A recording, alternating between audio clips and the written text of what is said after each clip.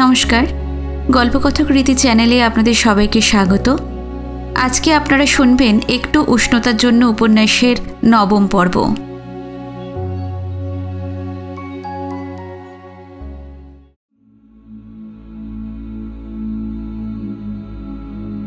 খুব ভোরে ঘুম ভেঙে গেল। ছুটি তখনও অঘরে ঘুমোচ্ছে। আমি হাত মুখ ধোবার পর বাইরে এসে রোদে পায়চারি করছি। এমন সময় দেখি সেই ভোরে লাবুর মা গেট খুলে শিশির মারিয়ে খালি পায়ে বাড়ির দিকে আসছেন।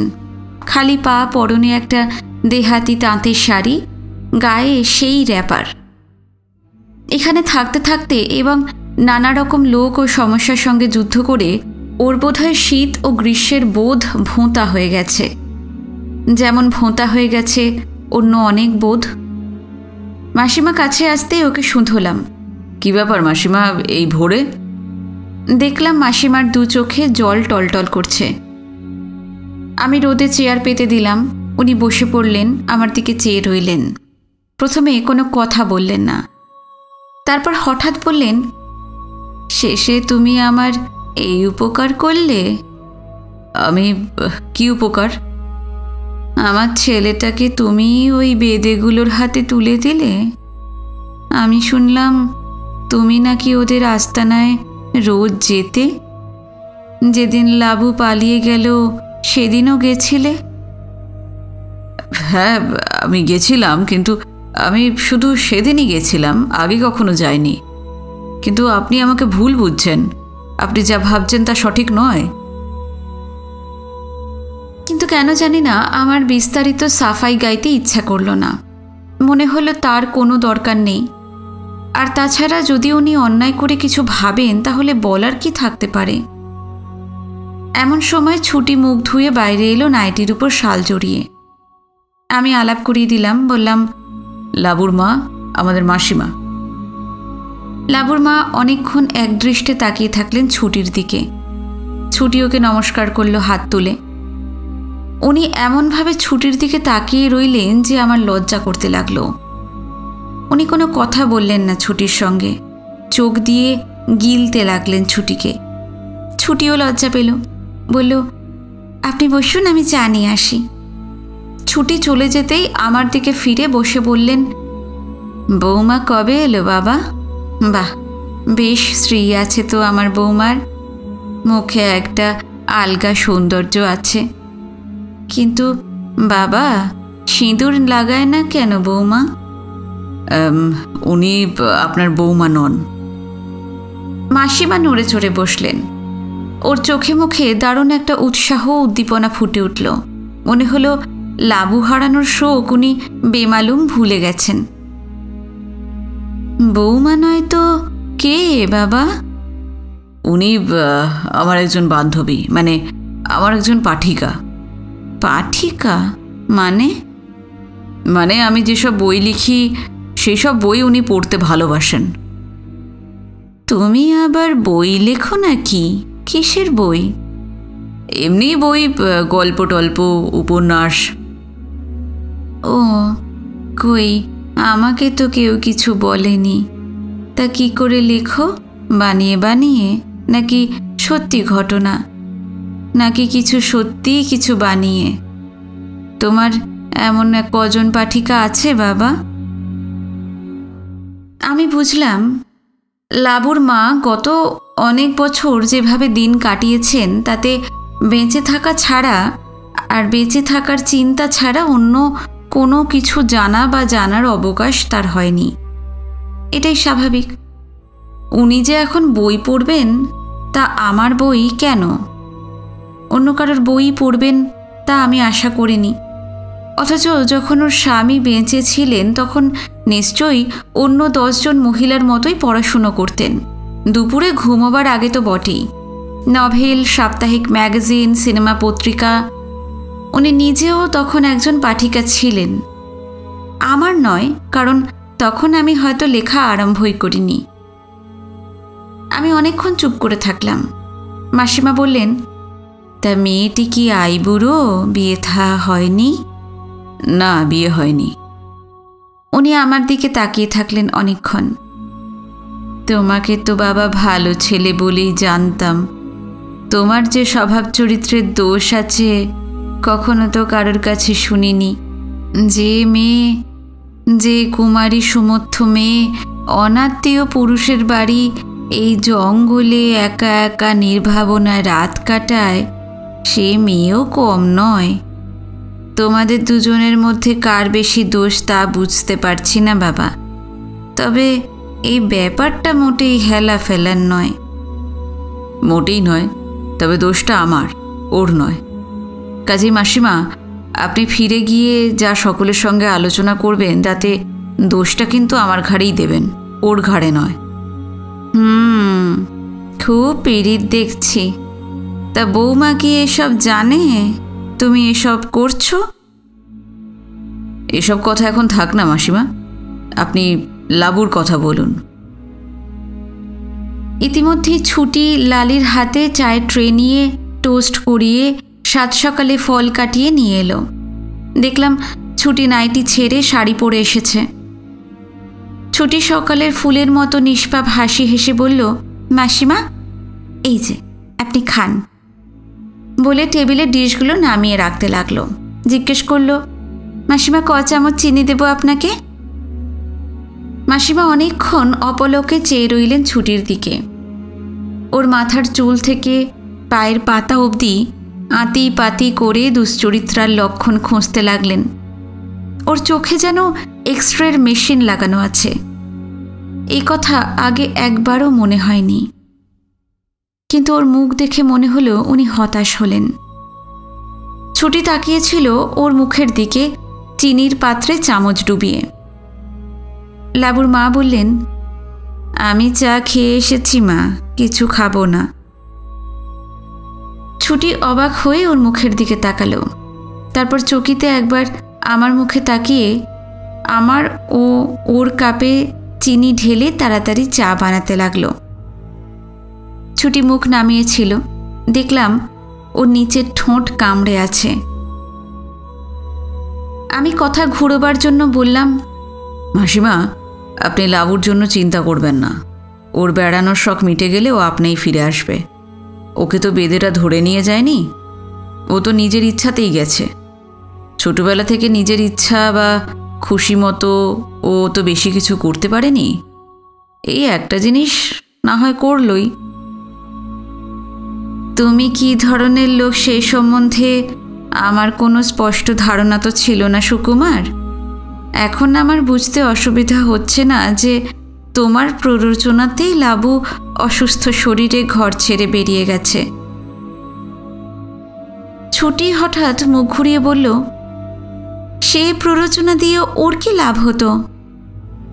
আমি ছুটির দিকে মুখ ঘুরিয়ে দেখলাম মাসিমা না জেনে সাপের মাথায় পা ফেলেছেন। কামড় তো তাকে খেতেই হবে। এই সাপ আমার মতো নির্জীব জলঢোঁড়া সাপ নয়, এ বিষ কেউটে।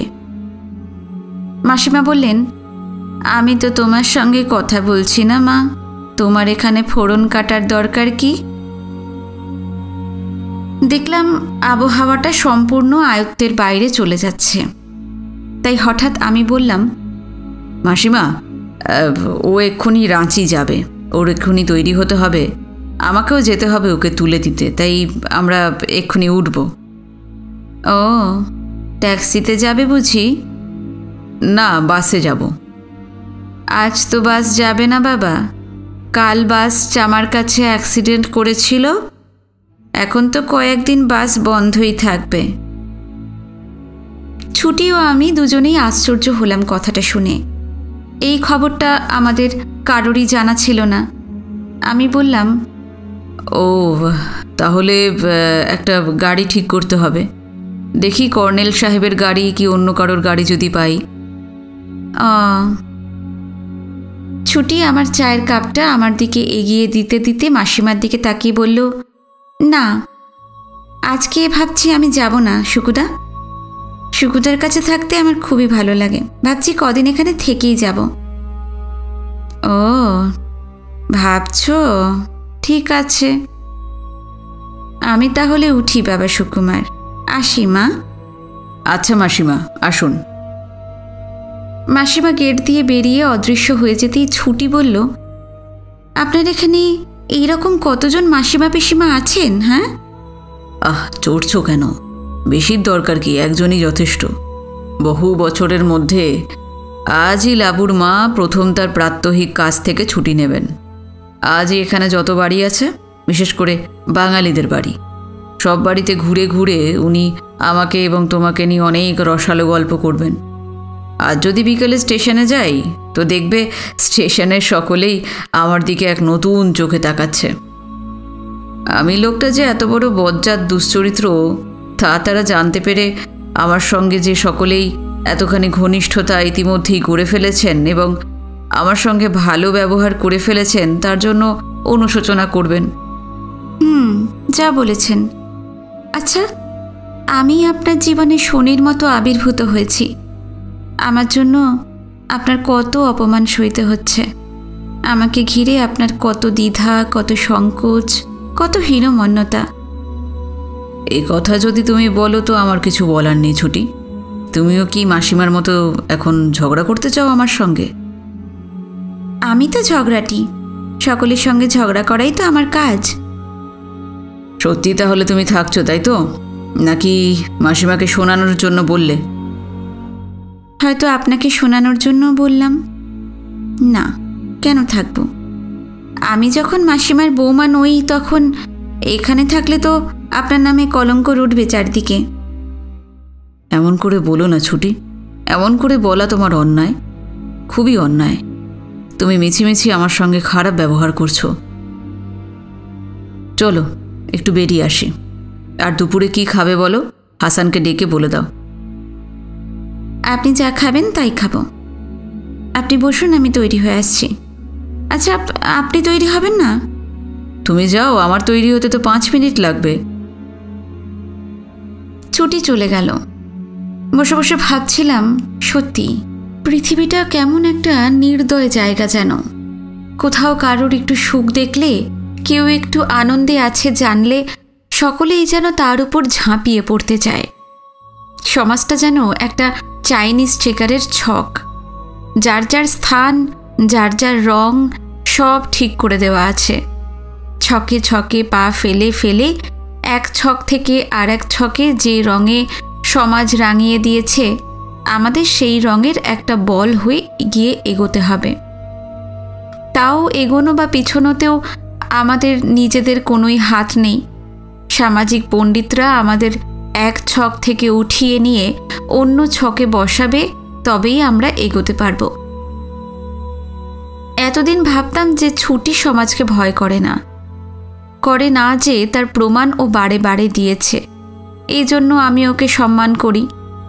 যা অনেকে করতে চায়, সবসময় করার জন্য আকুল হয়ে থাকে, কিন্তু বিদ্রোহী হবার সাহস রাখে না। সেই বিদ্রোহ অন্য কেউ সত্যি সত্যি করতে পারলে তাকে দেখে সম্মান নিশ্চয়ই করতে ইচ্ছা হয়। কিন্তু মানুষের মন সজনে পাতার মতো হালকা, ভারশূন্য। হাওয়া উঠলেই তাতে দোল লাগে, আর লাগে যে তা ছুটিকে দেখেই বুঝতে পারছি।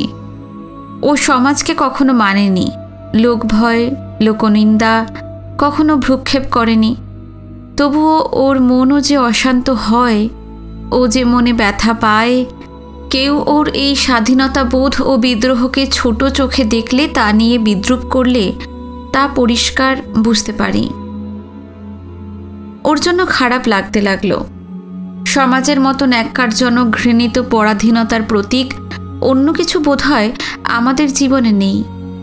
অথচ তবু সরল সত্য এই যে এখনও সমাজের মধ্যেই আমাদের প্রত্যেককে, এমনকি ছুটিকেও বাস করতে হয়। রাস্তার লোকও অপমান করে যায় বিনা এখতিয়ারে। এই পরের ব্যাপারে নাক গলানো নোংরা স্বভাব বোধহয় বাঙালির মতো আর কারোর নেই। এই সামাজিক বাজ পাখিগুলো দিন রাত আকাশে উড়ে উড়ে তাদের নিজেদের বুকে শূন্যতার ভরা চি চি চিৎকারে আকাশ বাতাস ভরিয়ে তোলে, আর তাদের সেন দৃষ্টিতে ওপর থেকে সব সময় নজর করে ওদের চোখ এড়িয়ে কেউ সুখী হলো কিনা। যেই না কাউকে তেমন দেখে অমনি হিংসায় জ্বলে পুড়ে ছোঁ মারে তাদের উপরে। আর তাদের বিষাক্ত প্রাগৈতিহাসিক ডানার ঝাপটায় আর অন্ধ ঈর্ষাকাতর সংস্কারের নখে তাকে ছিন্ন ভিন্ন রক্তাক্ত করে দেয়। পুরনো দিনের শাশুড়িদের মতো তারা নিজেরা যেহেতু অল্প বয়সী জীবনে অনেক ক্ষেত্রে বঞ্চিত হয়েছে, তাদের বউদের সেই বয়সে সেই সব বঞ্চনার শিকার হতে না দেখলেই তারা ক্ষুব্ধ ক্রুদ্ধ হয়, হিংসায় জ্বলে পুড়ে ওঠে, বলে, কি এত সাহস! আমরা হাহাকার করে মরলাম, প্রতি মুহূর্তে বুক ভরা হাহাকার নিয়ে এই সমাজের জয়ের স্লোগান দিলাম উচ্চগ্রামে, আর তোমরা কি না এই সমাজের মধ্যে বাস করেও সুখী হবে? জোর করে সুখ ছিনিয়ে নেবে ছকের বাইরে গিয়ে? বলে, না, সেটি তো হবে না। ছুটি রাতের 2 বেনুনি খোলেনি। একটা হলুদের উপর সাদা ফুল ফুল ম্যাক্সি পরেছে, পায়ে ব্যালেরিনের শু, হাতে নিয়েছে আমার একটা খড়ের টুপি। ছুটি দরজায় দাঁড়িয়ে বলল, চলুন, আমি রেডি। আমি উঠে তাড়াতাড়ি তৈরি হয়ে নিলাম। তারপর আমরা দুজনে চামার রাস্তা ধরে হাঁটতে লাগলাম। দেখতে দেখতে সব বাড়ি ঘর পেরিয়ে এলাম। মিস্টার অ্যালেনের বাড়ি ছাড়িয়ে যেতেই চড়াইটা উঠতে হলো। চড়াইটা পেরিয়ে অনেকখানি সোজা পথ, দূরে আবার একটা চড়াই।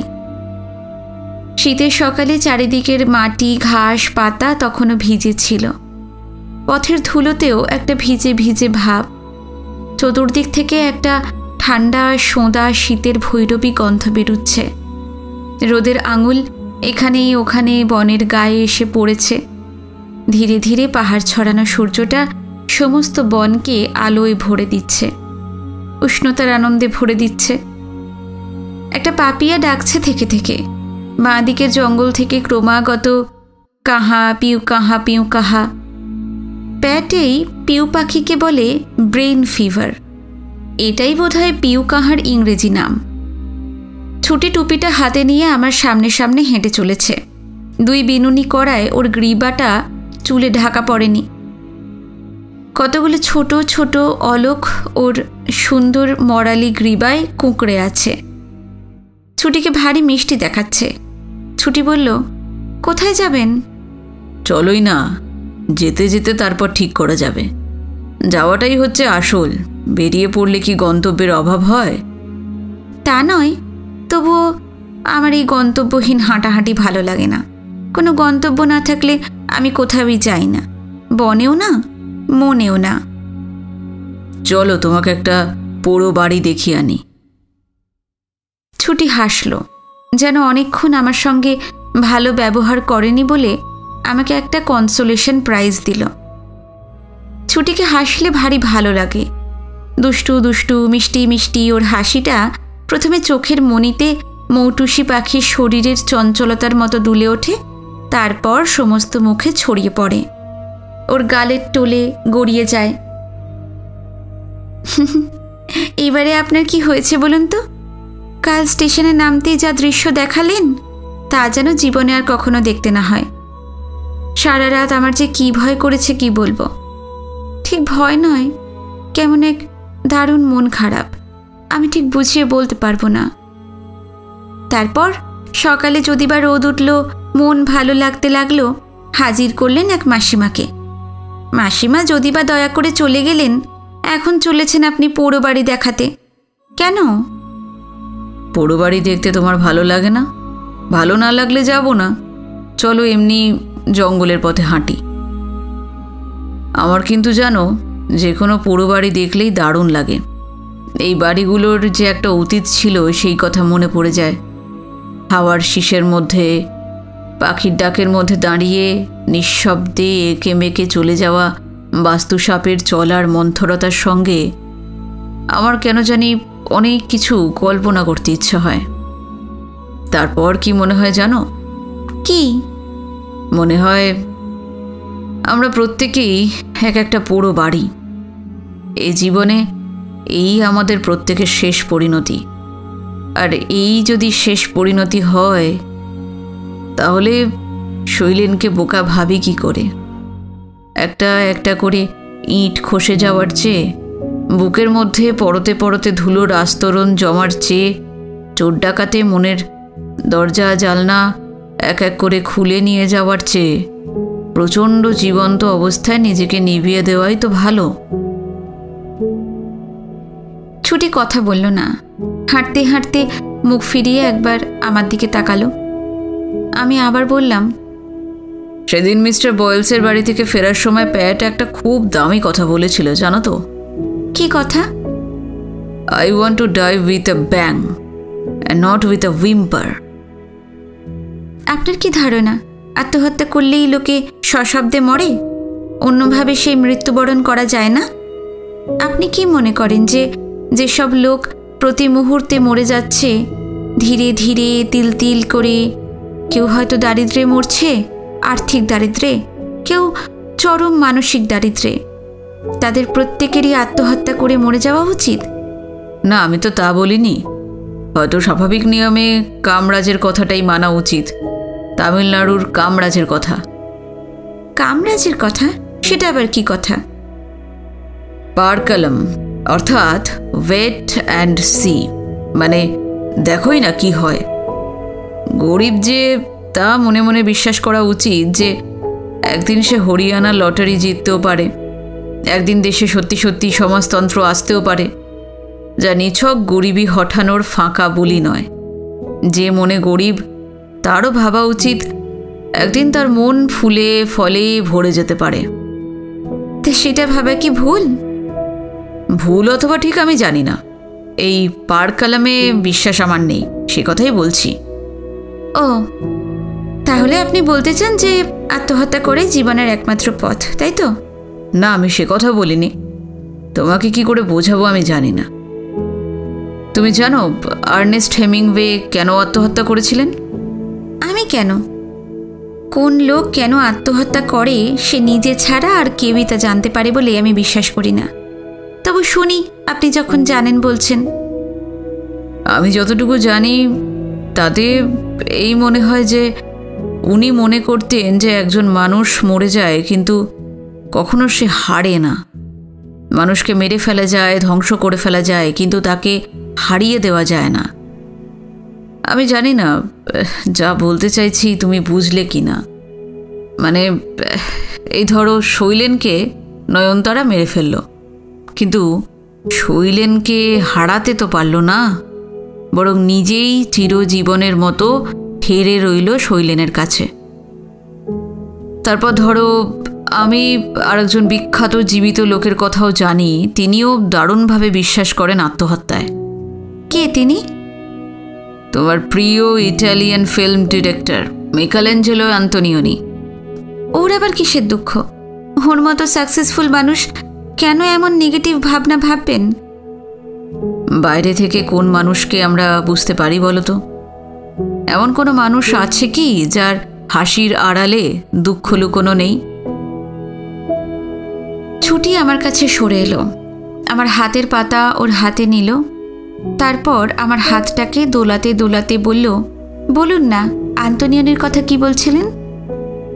আন্তোনিওনিকে একজন ফিল্ম জার্নালিস্ট প্রশ্ন করেছিলেন, ওর ফিল্মের নায়ক নায়িকাদের প্রায়ই আত্মহত্যা করতে দেখা যায় কেন? আত্মহত্যা কি আন্তোনিওনির প্রি অকুপেশন? আন্তোনিওনি জবাব দিয়েছিলেন যে আত্মহত্যা তার প্রি অকুপেশন নয়, কিন্তু মানুষের সমস্যা সংকুল জীবনের অবসানের অনেক পথের মধ্যে ওটাও একটা পথ মাত্র। খুব বিভৎস পথ, সন্দেহ নেই, কিন্তু অন্য 10টা পথের মতোই একটা ন্যায্য পথ। জীবন যদি ভগবানের দান হয় তাহলে সেই জীবন থেকে আমাদের স্বেচ্ছায় বঞ্চিত করার অধিকারটুকুও ভগবানের দান বলেই স্বীকৃত হওয়া উচিত। আশ্চর্য, কেন মানুষ এত সহজে হেরে যেতে চায়? হেরেই যদি যাব তো আমরা মানুষ হয়ে জন্মালাম কেন? ছুটির গলার স্বরে এক শান্ত অসহায়তা ঝরে পড়ল। আমার মনে হলো এই স্বগতোক্তির মধ্যে ও যেন ওর নিজের জীবনের হার জিতের কথা বলছে।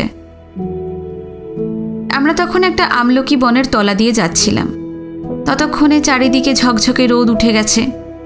বনের মধ্যে আলো ছায়ার নানা রকম সাদা কালো ছবি হয়েছে। আমি ছুটিকে আমার কাছে টেনে নিলাম।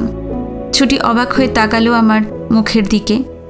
আমি ছুটির গ্রীবায় চুমু খেলাম, তারপর ওকে বুকের কাছে টেনে নিলাম। ভালো লাগায় ছুটি চোখ বুজে ফেলল। ছুটির বন্ধ চোখে, প্রথমে বাঁ চোখে, তারপর ডান চোখে আমি চুমু খেলাম, তারপর ছুটির শান্ত শ্বেতা কপালে। ছুটিকে ছেড়ে দিতেই ছুটি চোখ মেলল। চোখ মেলেই আমার বুকে ঝাঁপিয়ে এসে আমার বুকে, মুখে, চোখে তার অজস্র ছেলে মানুষই সরল ভালোবাসায় চুমু খেতে লাগলো। আমার কোমর 2 হাত দিয়ে আঁকড়ে ধরে রইল। মনে হলো কখনো বুঝিও আমাকে ছাড়বে না। ছুটির নরম ছিপছিপে শরীরকে আমি আমার বুকের মধ্যে ধরে থাকলাম।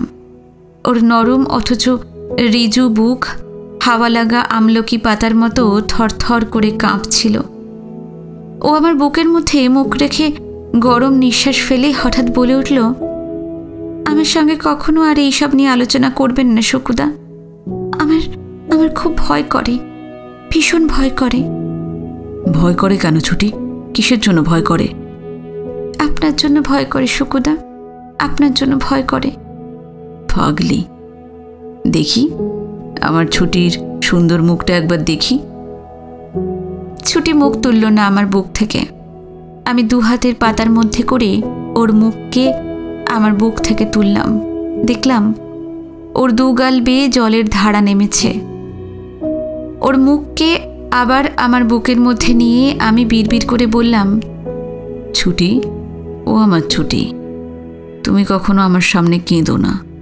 তোমায় কাঁদতে দেখলে আমার কষ্ট হয়, বিশ্বাস করো, ভীষণ কষ্ট হয়। ছুটি হঠাৎ মুখ তুলে আমার চোখের দিকে তাকালো।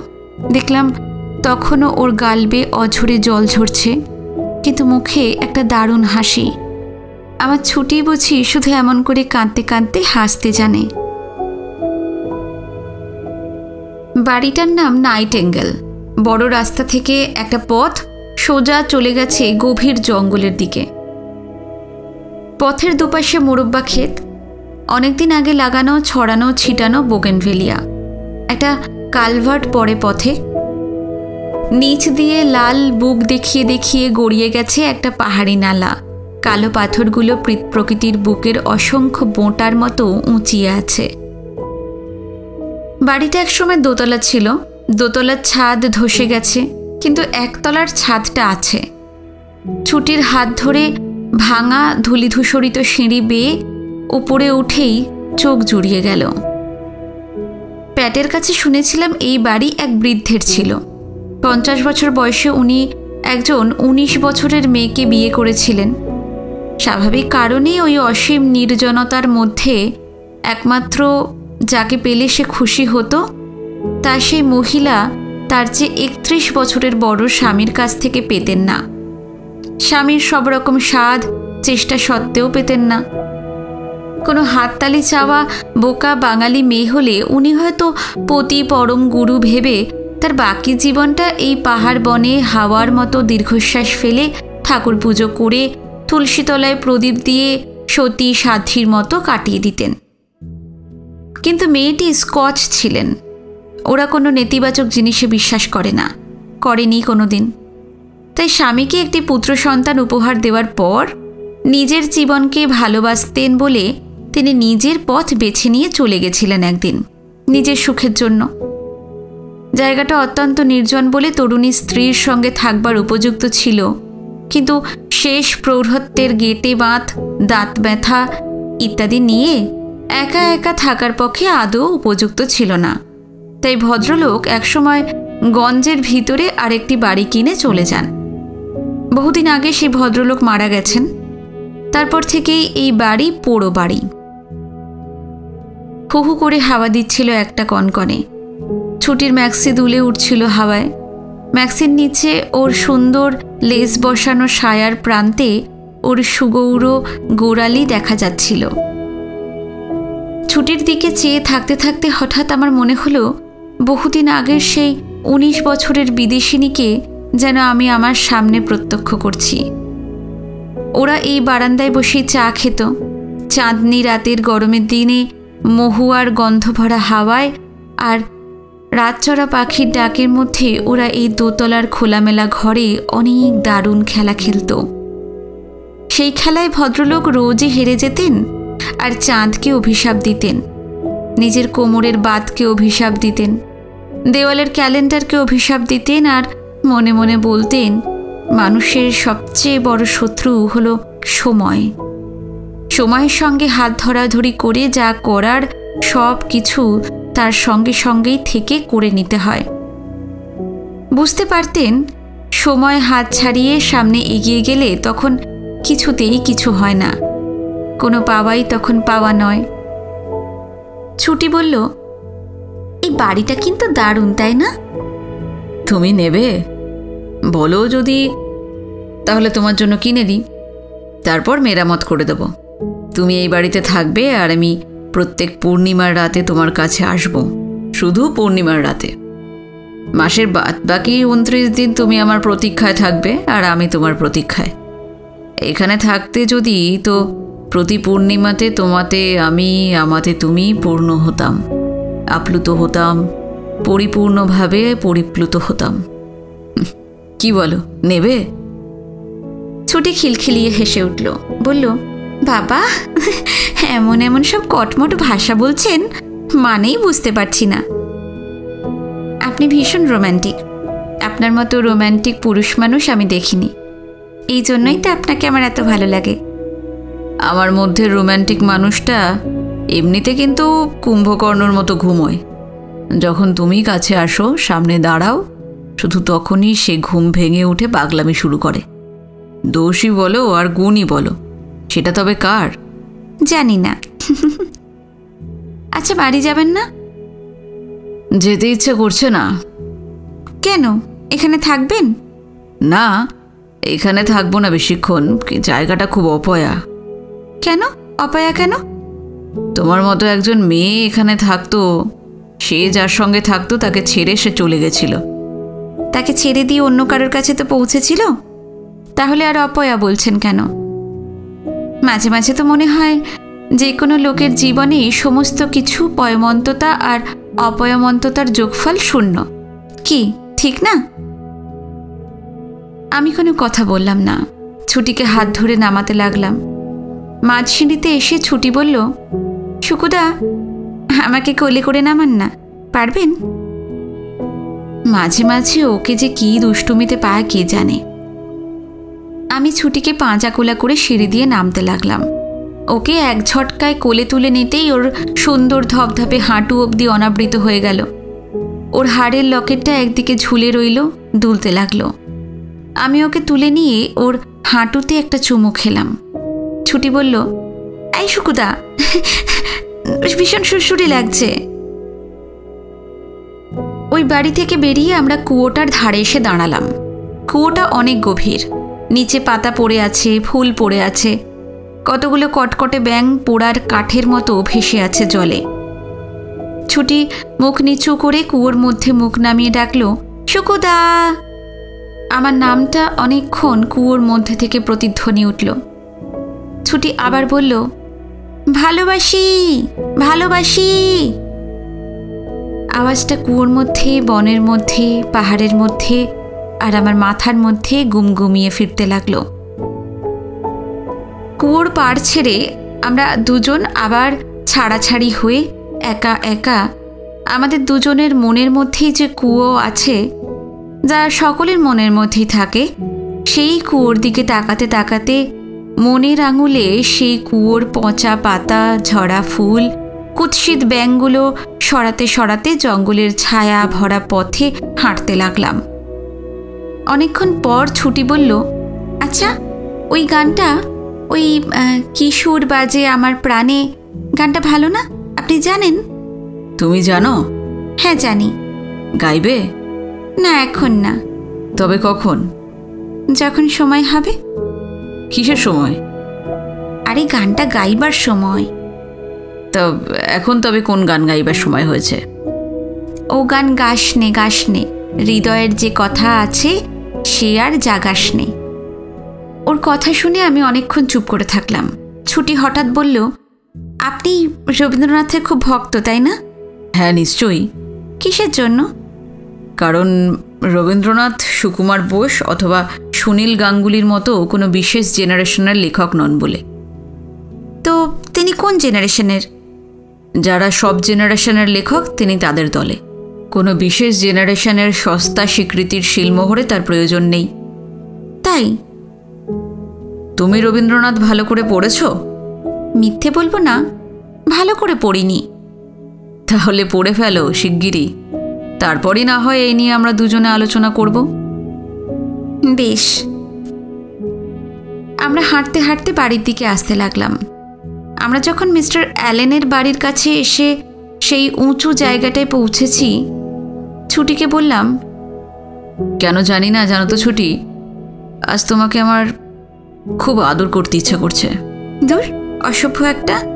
কি করতে ইচ্ছা করলে কি করব? না, আজ না, এখন না। কেন না? কেন, কি হলো? কিন্তু মনে মনে আমি খুব আশ্বস্ত হলাম, কারণ আমার মধ্যের যাত্রাদলের বিবেকটা রমার সঙ্গে দেখা হওয়ার পর থেকে পর্যন্ত নানা রকম গান গেয়ে গেয়ে আমাকে ছুটির কাছ থেকে দূরে আসতে বলছিল। সেই বিবেকটাকে অগ্রাহ্য করতে পেরেছি জেনে ভালো লাগলো। ছুটি কোনো জবাব দিল না। আবার আমি বললাম, কি হলো, বললে না? না কেন?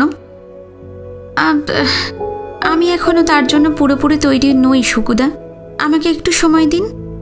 তুমি কাল তো তৈরি ছিলে, আজ কি হলো?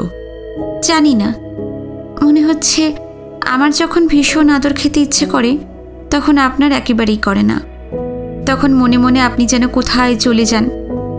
আর আপনার যখন আদর করতে ইচ্ছে করে ততক্ষণে আমার মন সেই মুহূর্তের তীব্র ইচ্ছা থেকে সরে আসে।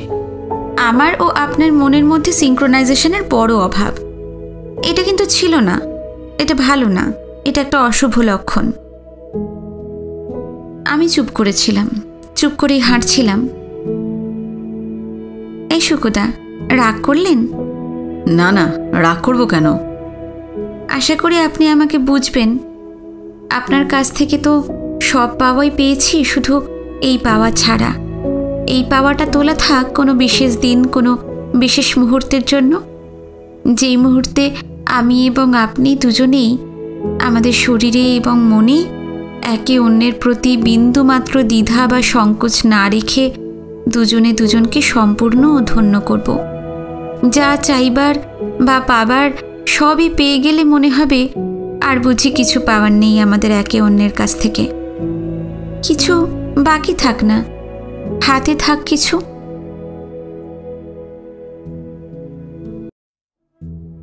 শীতের প্রকোপ প্রায় কমে এসেছে, তবে শীত এখনো থাকবে বহুদিন।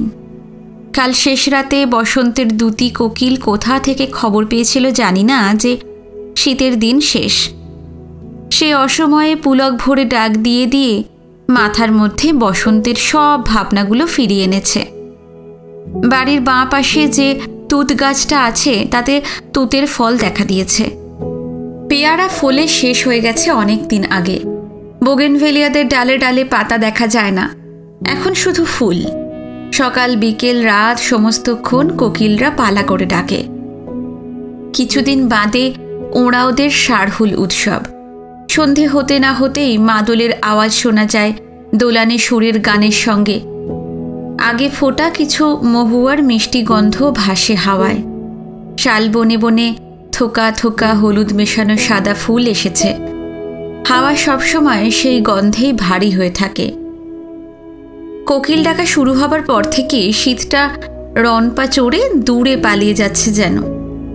পথের পাশে পাশে জারহুলের হালকা বেগুনি আর ফুল দাওয়াইয়ার ঝিম ধরা লাল চোখে পড়ে। পুটুসের যে কত রকম রং তা কি বলবো, গাঢ় লাল, কমলা, হলুদ, বেগুনি, কালো, সব রকম। ফরেস্ট ডিপার্টমেন্টের লোকেরা পথের দুপাশের অনেকখানি জায়গা জুড়ে ঘাস পাতা সব আগুন দিয়ে পুড়িয়ে দিয়েছিল, যাতে দাবানল লাগলে এ পাশের আগুন ও পাশে না ছড়িয়ে পড়ে। গরম বেশি পড়লে দাবানল লাগবেই। শুকনো পাতায় পাতায় পাথরে পাথরে ঘষা লেগে প্রকৃতির অদৃশ্য ইঙ্গিতে বনের বুকে হঠাৎ করে আগুন জ্বলে উঠবে। তারপর সেই আগুন ছড়িয়ে যাবে দিকে দিকে। দূর থেকে পাহাড়ে পাহাড়ে আলোর মালা দুলতে দেখা যাবে। শুয়োর, খরগোশ, ভাল্লুক, সজারুরা তাড়াতাড়ি পাহাড় বেয়ে নেমে আসবে নিচের ঠান্ডা নালার খোলে। সেই সব দিনের এখনো দেরি আছে, এখনো গরম পড়েনি আদৌ। শীত কমে গেছে এখানে এই পর্যন্তই। এই জায়গাটা সেদিক দিয়ে একটা আশ্চর্য জায়গা। গরম বলতে তেমন কখনোই পড়ে না এখানে। মে মাসেও রাতে চাদর গায়ে দিয়ে শুতে হয় সকাল 8টা পর্যন্ত, এবং সূর্য ডোবার পরই প্রখর গ্রীষ্মেও বেশ একটা শীত শীত ভাব থাকে। মাঝে একদিন স্টেশনে গেছিলাম। ছুটির ব্যাপারে যতখানি কৌতূহল দেখাবেন ওরা ভেবেছিলাম, ততখানি কৌতূহল দেখলাম না। হয়তো আমার উপর দয়া পরবশ হয়েই ওরা তা দেখালেন না। একজন শুধু এই কথা সে কথার পর শুধলেন, আপনার সেই আত্মীয়া চলে গেছেন? চলে গেছেন শুনে পরক্ষণেই প্রশ্ন করলেন, কবে গেলেন? আমি বললাম, একদিন পরেই চলে গেছেন। আত্মীয়া কথাটার আভিধানিক মানে যা, তাতে ছুটি আমার আত্মীয়া নয়, কিন্তু যে আত্মার কাছে থাকে সবসময় আছে, সে তো আত্মীয়াই। তার চেয়ে বড় আত্মীয়া আর কে হতে পারে? মাঝে মাঝে মনে হয় আজকের জীবনে অনেক অনেক পুরনো শব্দ আর বর্তমানে যথার্থ অর্থবাহী নেই। নতুন কোনো অভিধানের খুব প্রয়োজন হয়ে পড়েছে। মাস্টারমশাই বললেন, কথাটা শুনেছেন? কি কথা? শৈলেন তার পোস্ট অফিস সেভিংস অ্যাকাউন্টে যত টাকা ছিল, তার প্রভিডেন্ট ফান্ডের টাকা এই ডিউটি করতে করতে মারা যাওয়ার জন্য কম্পেনসেশন সবই নয়নতারাকে লিখে দিয়ে গেছে। আত্মহত্যা করলেও কি ক্ষতিপূরণ পাওয়া যায়? না, তা পাওয়া যায় না। তবে রেলের বড় কর্তারা এবং আমরা সকলেই বলেছি যে এটা অ্যাক্সিডেন্ট, একটা আত্মহত্যা নয়। সত্যি হয়তো অ্যাক্সিডেন্ট, কে বলতে পারে। হয়তো শৈলেন অন্যমনস্কভাবেই লাইন পেরোতে গেছিল, আর তখনই অ্যাক্সিডেন্টটা কিভাবে ঘটে গেল তা কি কেউ বলতে পারে? তা ঠিক। আপনারা সকলে মিলে তাহলে নয়নতারাকে অনেকগুলো টাকা পাইয়ে দিলেন, কি বলুন? আমরা তো নিমিত্ত মাত্র, যা করার সব তিনিই করেন। আমরা আর কে? আমরা কি চাই জানি যে শৈলেনটা সব কিছু নয়নতারাকে লিখে দিয়ে যাবে? তা নয়নতারা এখন কোথায়? এখন তো এখানেই, তবে শিগগিরই চলে যাবে। এই নয়নতারাকে দেখলে আপনি চিনতে পারবেন না। কোথায় গেছে তার রং ঢং, সবসময় শুকনো মুখে ঘুরে বেড়াচ্ছে। একদিন দুপুরে তো শৈলেনের কোয়ার্টারের চাবি নিয়ে গিয়ে ওর ঘরে একা একা বসেছিল।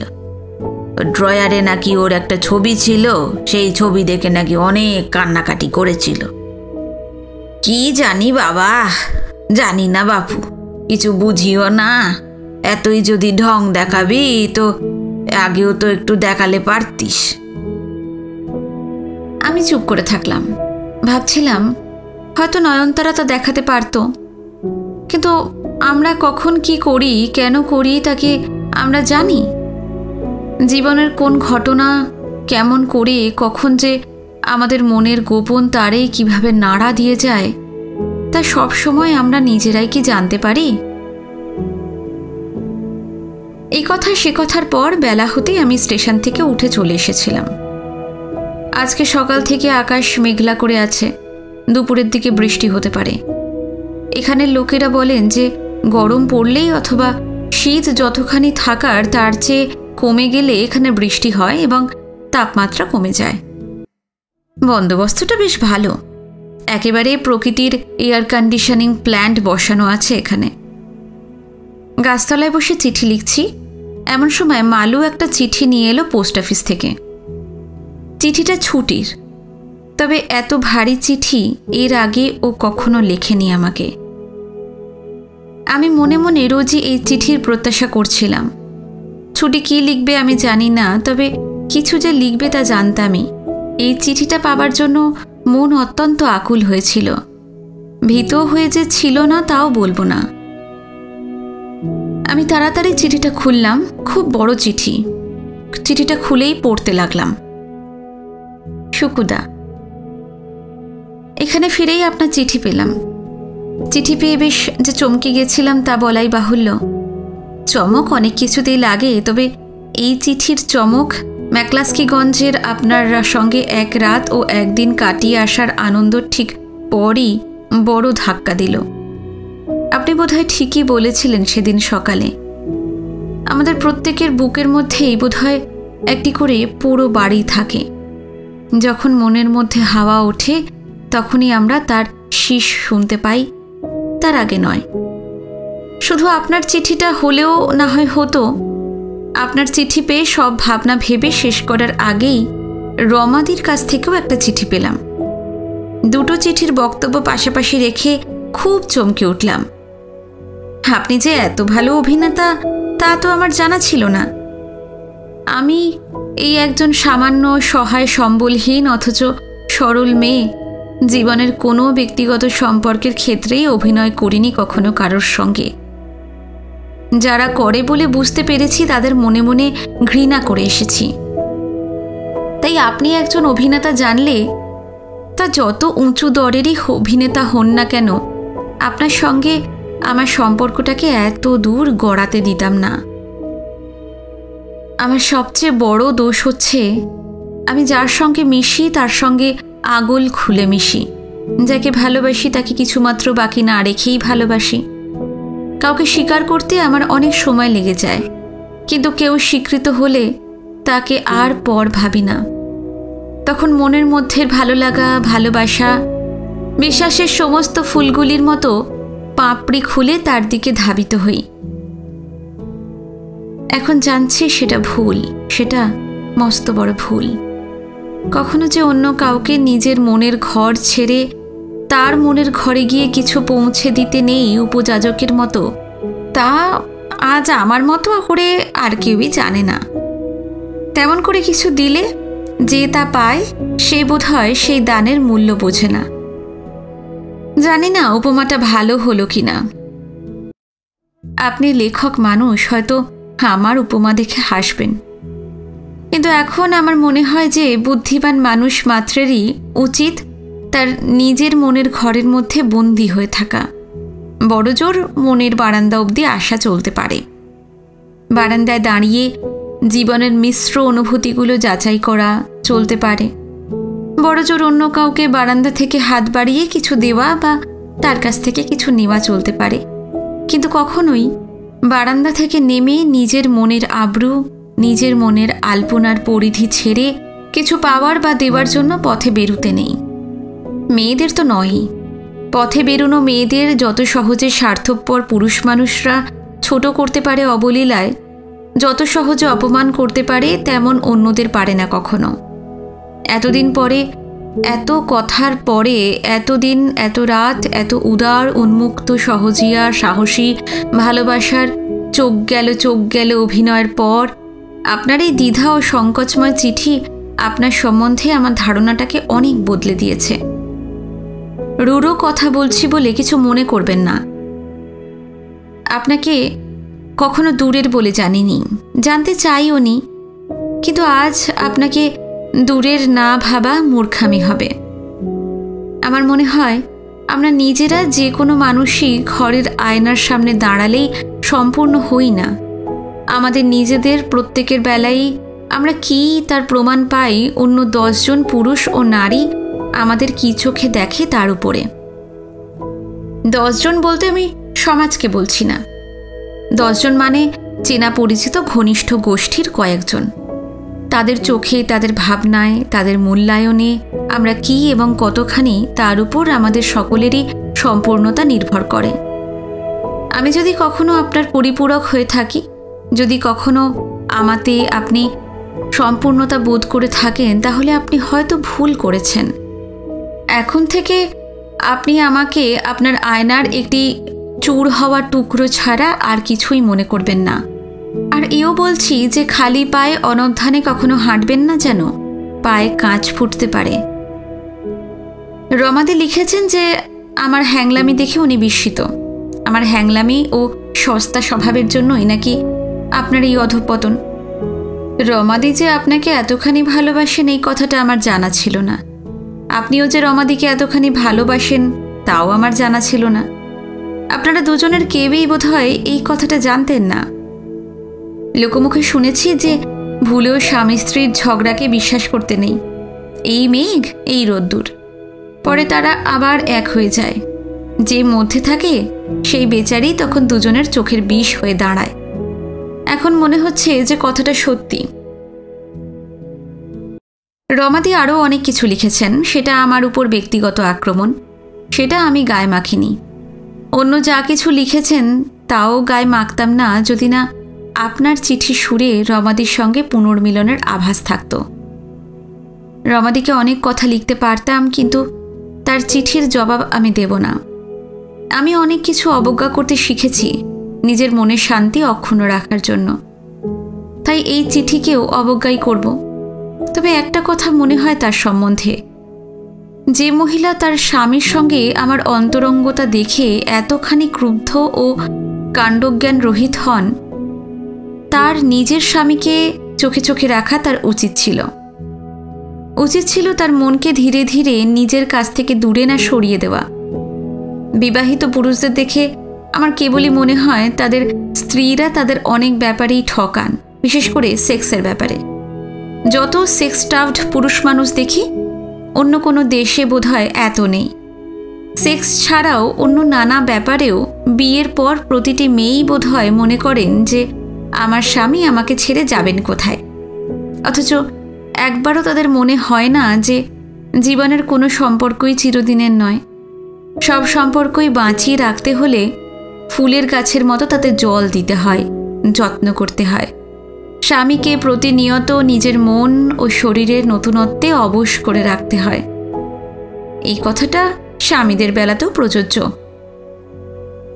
শুকিয়ে যাওয়া আপনাকে এই বোকা পাঠিকা মেয়েটি যখন নতুন সবুজ কুঁড়িতে ভরে দিয়েছে, ঠিক এমন সময় আপনার স্ত্রীর এই নোংরা আক্রমণ ও স্বামী সোহাগিনীর থার্ড রেট যাত্রা আমার পক্ষে অসহ্য। দোষটা কার বেশি এখন বুঝতে পারছি না। এই পুরো ব্যাপারটার জন্য আমার জীবনের এক বিশেষ ও বিশিষ্ট অংশকে এমনি করে হেলায় ফেলায় নষ্ট হয়ে যাবার জন্য আপনাকেই দোষী করতে ইচ্ছে করে, কিন্তু দোষী আপনাদের কাউকেই করব না। সব দোষ আমার। ভগবানের কাছে প্রার্থনা করি আপনারা জোরে সুখে শান্তিতে চিরদিন ঘরকন্যা করুন। আপনাকে কিন্তু আমি একজন বুদ্ধিমান ও ধারালো মনের পুরুষ মানুষ বলে ভেবেছিলাম।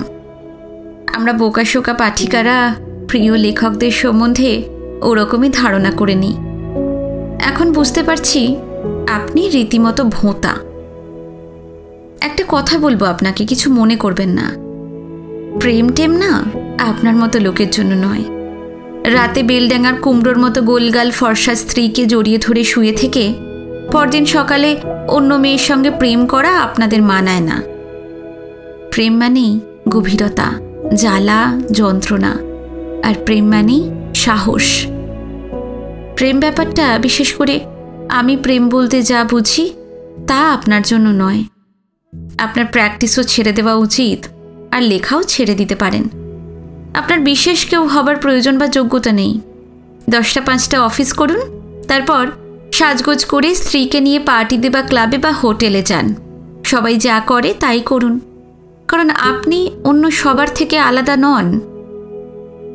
যদি আপনি বিশিষ্ট না হন, আপনার জীবনে যদি ধার না থাকে, সত্যিকারের চাওয়া পাওয়া বোধ না থাকে, সত্যিকারের বিশ্বাস অবিশ্বাস না থাকে, এবং সেই চাওয়া বা বিশ্বাসের পাশে মাথা উঁচু করে দাঁড়াবার সাহস না থাকে, তাহলে আপনার লেখা ঢাউস ঢাউস উপন্যাসগুলো জলো দুধের মতো স্বাদ গন্ধ বর্ণহীন হতে বাধ্য। শুধু আমার মতো কিছু বোকা পাঠিকা পড়ে বলেই, পত্রপত্রিকা ছাপা হয় বলেই, কিছু ব্যাঙের ছাতার মতো গজিয়ে ওঠা প্রকাশক বই চায় বলেই যদি আপনার লিখতে হয়, তাহলে লেখক হিসেবেও আপনার আয়ু ফুরিয়ে এসেছে বুঝতে হবে। শুকুদা, হ্যাঁ তো কথা বলছি কারণ আমার বলার অধিকার আছে বলে। একদিন আপনাকে আমি ভালোবাসতাম। কতখানি যে ভালোবাসতাম তা হয়তো একদিন আপনি বুঝতে পারবেন, যদি আপনি মানুষ হন। ভালোবাসতাম বলেই এত কথা বলছি। আপনাকে দেখতে পাই কি না পাই, আপনার কাছে থাকি কি না থাকি, আপনার লেখা যেন পড়তে পাই। আর লেখা যদি লেখার মতো নাই হয়, সেই পাতা ভরানো পকেট ভরানো লেখা কখনো লিখবেন না। আমাকে কথা দিতে হবে যে লিখবেন না, লেখার মতো কিছু থাকলে তবেই লিখবেন। যেদিন লেখক হিসেবেও আপনাকে আর ভালো লাগবে না, সেদিন জানবেন আপনার ছুটির মনে আপনি চিরদিনের মতো মৃত। আমার এই অনুরোধ রাখবেন শুকুদা। আপনাকে ঘিরে আমার অনেক আশা ছিল, অনেক কল্পনা, অনেক স্বাদ। অন্তত এই স্বাদটুকু আমার পূর্ণ করবেন আপনি। ছোটবেলা থেকে আমি অনেক রকম মানসিক কষ্ট পেয়েছি, এ আমার কাছে নতুন কিছু নয়। তবে আপনাকে নিয়ে এত সব স্বপ্ন দেখে ফেলেছিলাম, নিজেকে এমন করে কল্পনার রঙিন আকাশে ছড়িয়ে দিয়েছিলাম যে এখন নিজেকে গুটিয়ে আনতে মনের বিভিন্ন খাঁজে খোঁজে বড় ব্যথা লাগছে। আপনি তো জানেন আমি আপনার কাছে কিছুই দাবি করিনি, শুধুমাত্র আপনার ভালোবাসা ছাড়া। সামাজিক মর্যাদা চাইনি, ঘর চাইনি, ছেলে মেয়ে চাইনি, আর্থিক ব্যাপারে আপনার উপর নির্ভর করতে চাইনি। আমার এই চাওয়ার ব্যাপারে আমি খুবই আধুনিকা ছিলাম, কিন্তু দেখছি আপনি সেই সেকেলেই রয়ে গেছেন। আমি সত্যি মনে মনে বিশ্বাস করতে চেয়েছিলাম যে আমি আর আপনি দুজনে মিলে এই সমাজের মুখে থুথু দেব, সবাইকে দেখিয়ে দেব কি করে বাঁচার মতো বাঁচতে হয়, লড়াই করে কি করে বাঁচতে হয় দেখিয়ে দেব। নিজেদের স্বাধীনতা, নিজেদের আনন্দকে নিষ্কণ্টক করতে গিয়ে আমরা কোনো লোক বা মতের সঙ্গে ইচ্ছা বিরুদ্ধ সন্ধি যে করিনি, তা আমরা সকলকে দেখিয়ে দেব ভেবেছিলাম। ভালোবাসা কাকে বলে আমি কখনো জানিনি। সম্পর্ক কথাটার মানে কি তাও বুঝি আমি জানতাম না। আপনার লেখা পড়ে আমার যৌবনের প্রথম দিনগুলিতে ভালোবাসা সম্বন্ধে একটা স্বচ্ছ ধারণা ধীরে ধীরে আমার মনের মধ্যে গড়ে উঠেছিল। তারপর দেখা হলো আপনার সঙ্গে। আমার প্রিয় লেখককে চোখের সামনে আমার কাছে পেয়ে পুলকিত হয়ে উঠলাম। পুরুষ মানুষ সম্বন্ধে আমার অল্পবয়সী মনের মধ্যে যে একটা আদর্শ ধারণা ছিল, সেই ধারণার সঙ্গে আপনাকে মিলিয়ে দেখলাম হুবহু মিলে যাচ্ছে। আমার ছোটবেলা থেকে মনে হতো পুরুষ মানুষের সবচেয়ে বড় সার্থকতা তার কাজের ক্ষেত্রে, ঘরের মধ্যে বা বিছানায় নয়।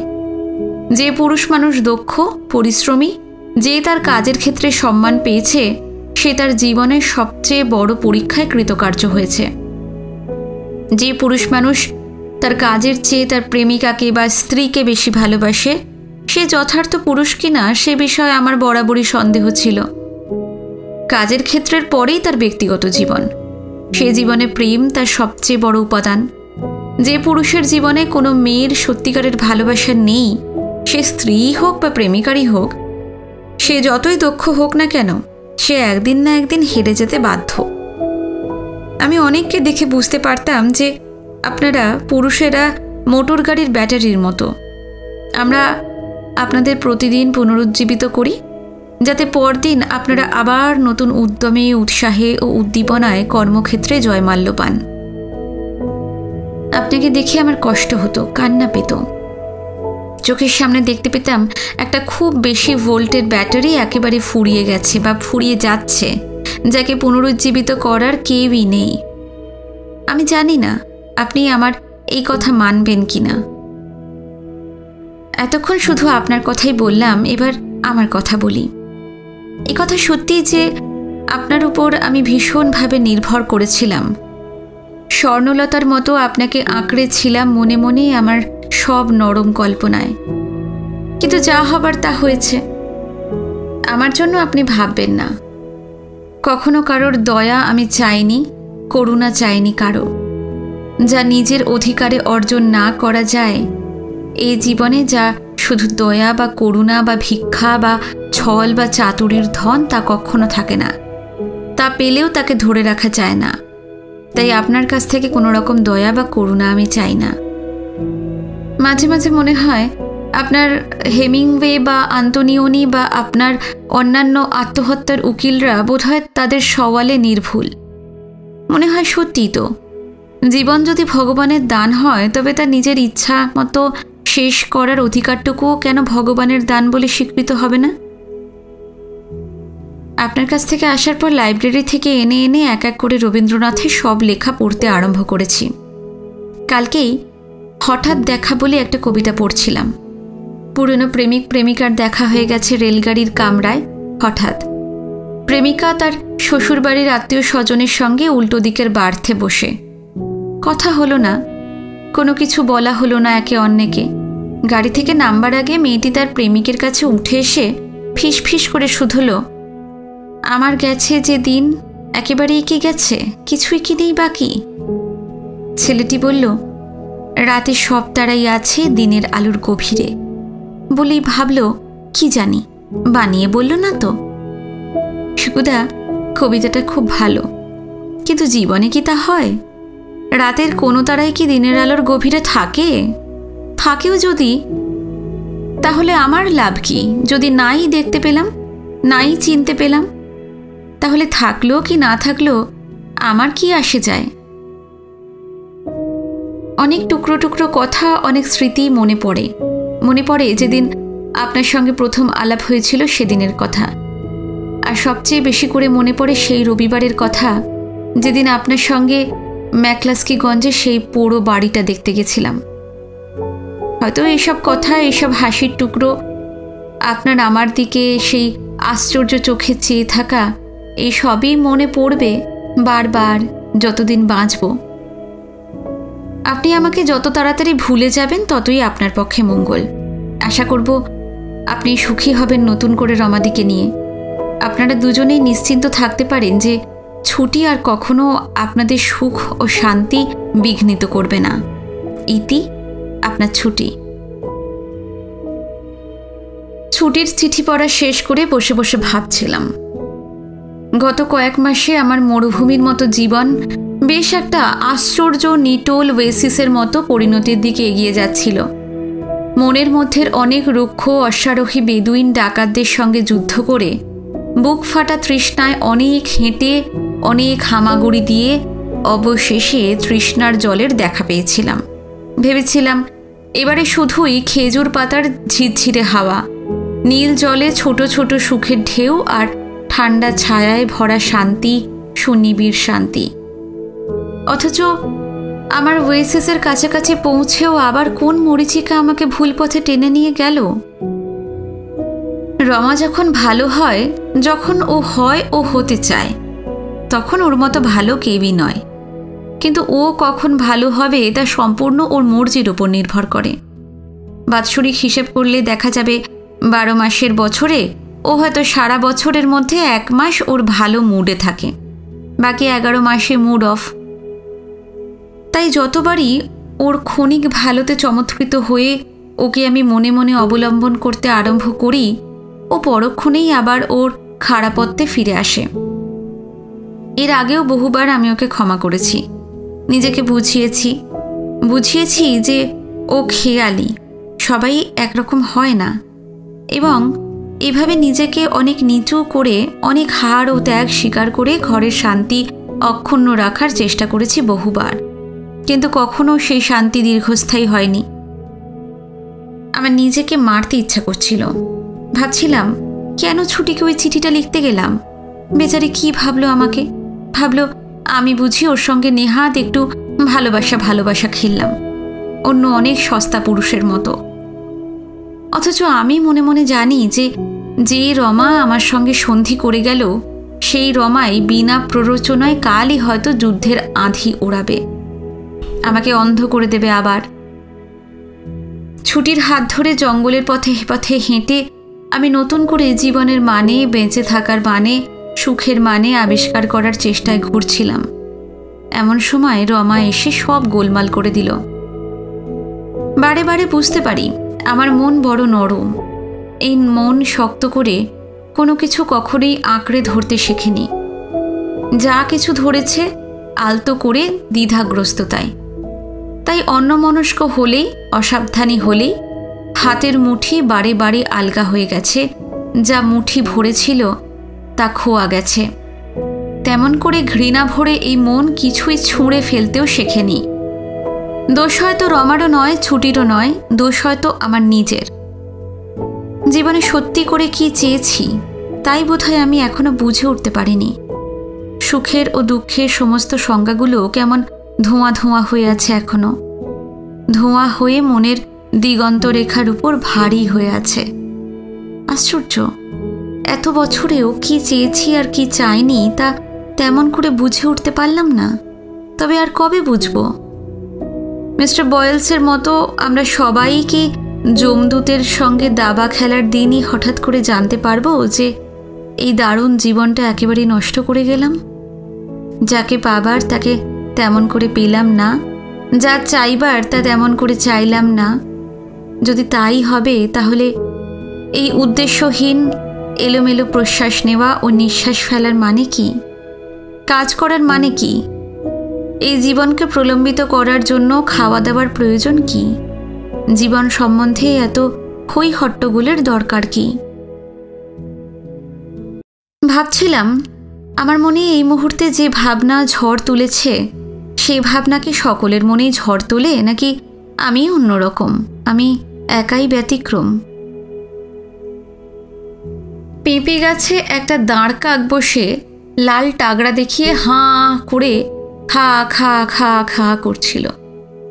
একটা হলুদ প্রজাপতি উড়ছিল পেয়ারা গাছের ছায়ায়। দূর থেকে ব্রেইন ফিভার পাখি ডাকছিল ঝাঁকি দিয়ে দিয়ে।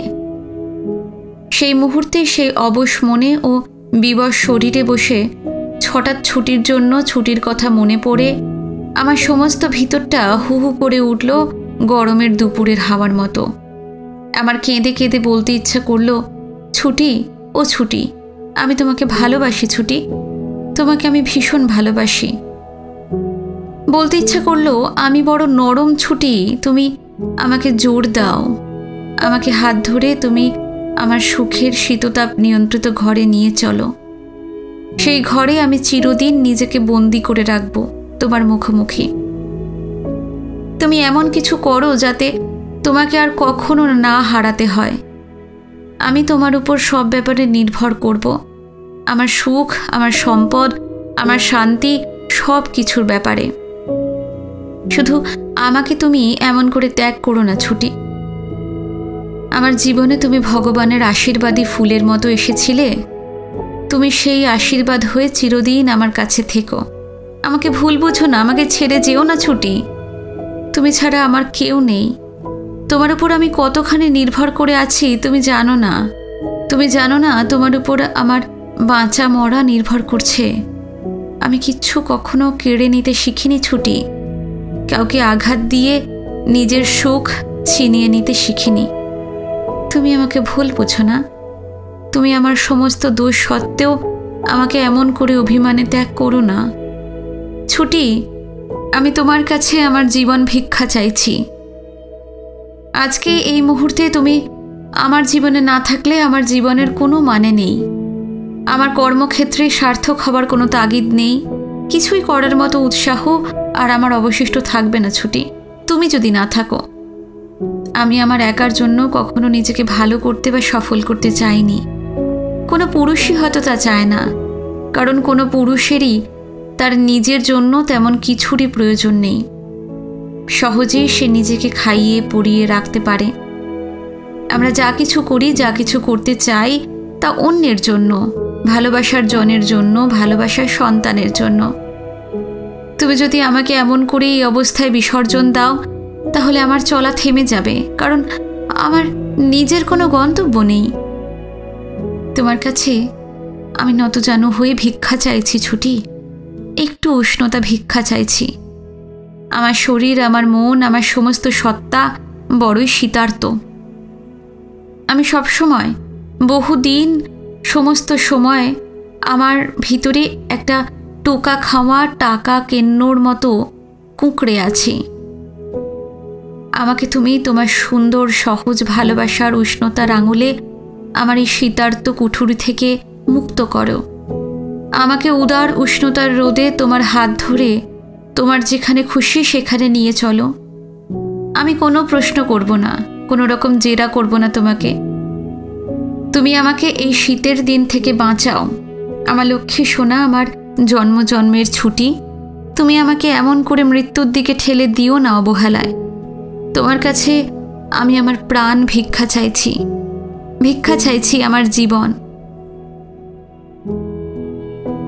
কতক্ষণ ওখানে বসেছিলাম, হুঁশ ছিল না। লালি এসে যখন চান করার কথা বলে গেল তখন খেয়াল হলো, যে কথা ভাবা যায়, যে কথা নিয়ে মনের মধ্যে তোলপাড় করা যায়, সেই সব নগ্ন ভুভুক্ষু ভিখারিকে অন্য কারোর সামনে আনা যায় না। আনতে লজ্জা করে, আত্মম্ভরিতায় মিথ্যা হাস্যকর গর্বে আটকায়। সব ভাবনা দেখানো গেলে, দেখাতে পারলে দুঃখ পেত না কেউই এমন করে, যেমন করে সকলে পায় সকলের প্রিয়জনের কাছে। তক্ষণে ছুটিকে চিঠি লিখতে বসলাম। লিখলাম,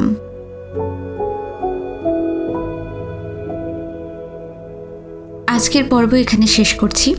আশা করি ভালো লেগেছে। নতুন পর্ব নিয়ে খুব শিগগিরই ফিরে আসছি। যারা এই উপন্যাসের অন্যান্য পর্বগুলো শোনেননি তাদের জন্য এই উপন্যাসের প্লেলিস্টের লিঙ্ক এই ভিডিও ডেসক্রিপশনে আছে। বুদ্ধদেব গুহ প্লেলিস্ট লিঙ্ক থেকে আপনারা বুদ্ধদেব গুহর সমস্ত উপন্যাসের সমস্ত পর্ব পরপর পেয়ে যাবেন। ছোট গল্পের জন্য আমার একটি আলাদা চ্যানেল আছে, গল্পকথক রীতি শর্ট স্টোরি। সেখানে ছোট গল্প আছে অনেক, সেখান থেকে আপনারা যদি ইচ্ছা হয় ছোট গল্প শুনতে পারেন। আজকে এই পর্যন্তই। নমস্কার, সবাই ভালো থাকবেন।